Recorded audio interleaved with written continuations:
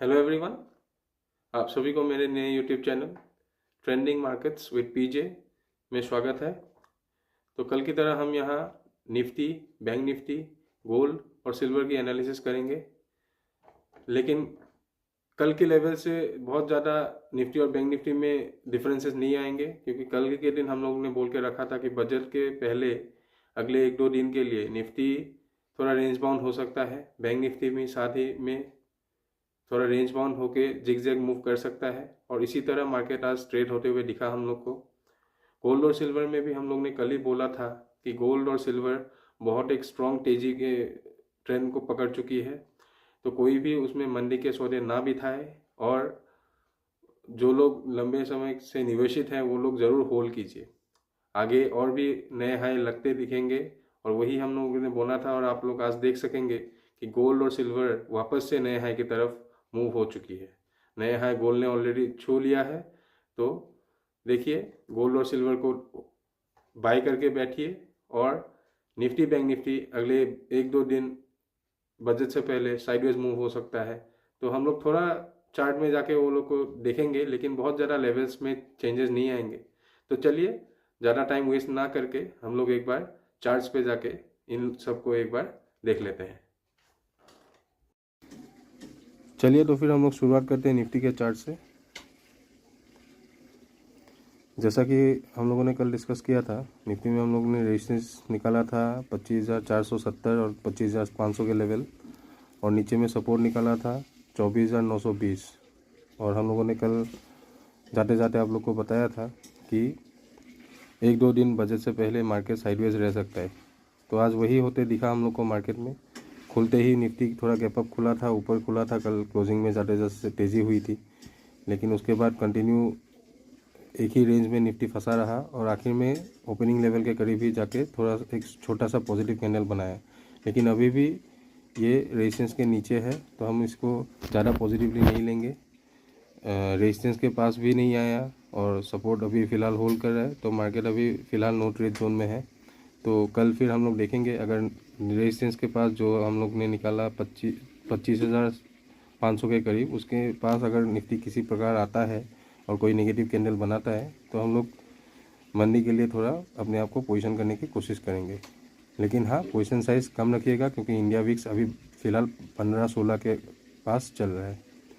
चलिए, ज़्यादा टाइम नहीं लेंगे, एक बार बैंक निफ्टी को भी हम लोग एनालाइज कर लेंगे। तो वही हुआ, बैंक निफ्टी भी सेम कल की तरह आज गैप अप खुला। गैप अप होने के बाद पूरा दिन साइडवेज चलता रहा और आखिर में जाते जाते थोड़ी तेज़ी दिखाई। लेकिन हम लोग के रेजिस्टेंस के नीचे ही है, और सपोर्ट जो हम लोगों ने कल निकाला था 58,700, वो अभी होल्ड कर रहा है फ़िलहाल। तो कल अगर ये ऊपरी स्तरों पे अगर बैंक निफ्टी मिलता है 59,800 के करीब और कोई रिजेक्शन मिलता है, तो हम लोग आज का जो लो है, डे लो जो है 59,200-250, उसके लिए एक छोटा सा इंट्राडे शॉर्ट ट्रेड निकाल सकेंगे। लेकिन पोजीशन साइज़ छोटा रखिएगा और ओवरनाइट पोजीशंस कैरी मत कीजिएगा। आज रात को हाँ, हालांकि यूएस फेड का एफओएमसी मीटिंग का 12:30 बजे रिजल्ट आएगा, तो इसलिए कल बैंक निफ्टी थोड़ा ट्रेंडिंग हो सकता है। देख लीजिएगा, सुबह खुलने के बाद ही आप लोग अपना डिसीजन लीजिएगा। लेकिन सेल ऑन राइज का अपॉर्चुनिटी आपको ज़्यादा रिस्क रिवॉर्ड फेवरेबल बिठाएगा। ठीक है, एक बार हम लोग गोल्ड भी देख लेते हैं।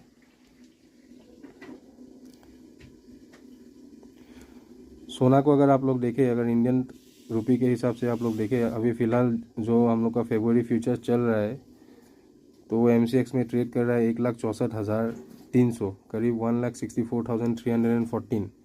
तो गोल्ड कंटिन्यू, जैसे हम लोग कल भी बात कर रहे थे, गोल्ड सोना कंटिन्यू तेज़ है, मार्केट बुलिश है, और ऐसे ट्रेंड को हमेशा बाय एंड होल्ड में ही राइड करना चाहिए। जो लोग ये रैली को मिस किया है, कल भी मैंने बोला था, आप लोग वेट कीजिए पेशेंटली। तो 1-2 दिन अगर कंसोलिडेशन और डाउन ट्रेंड आता है, तो उसके बाद फिर से तेज़ी के लिए ही अपने आप को पोजीशन कीजिएगा। जो निवेशक है वो तो होल्ड ही कीजिए, अगले आगे के लिए और बड़े बड़े लेवल्स सोने में खुलते दिख रहे हैं। इंडिया में तो ज़्यादातर महिलाएं सोना होल्ड करते हैं, तो वो लोग के लिए तो अभी बहुत अच्छे टाइम चल रहा है।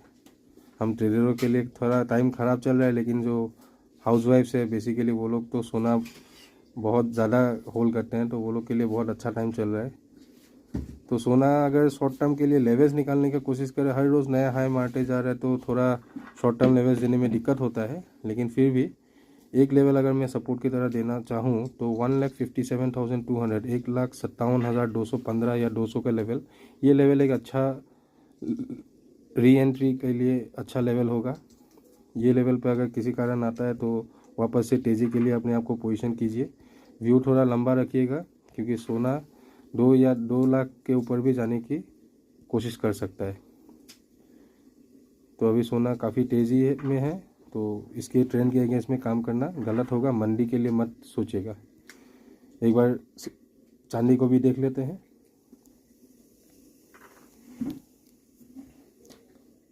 तो सिल्वर को देखिए, परसों का जो हाई था उसके ऊपर भी वापस से आज ट्रेड कर रहा है। तो 3,85,000 के करीब चांदी अभी चल रहा है। ये देखिए, साल के शुरुआत में 1,20,000 के करीब 1,70,000 के करीब था, और वहाँ से पिछले 3 महीनों में करीब अभी तो 200% रिटर्न दे चुका है। चांदी अभी 4 लाख 4.5 लाख तक भी जाने की क्षमता रखता है। तो शॉर्ट टर्म में ओवरबॉट है, थोड़ा एक्सटेंडेड मूव है।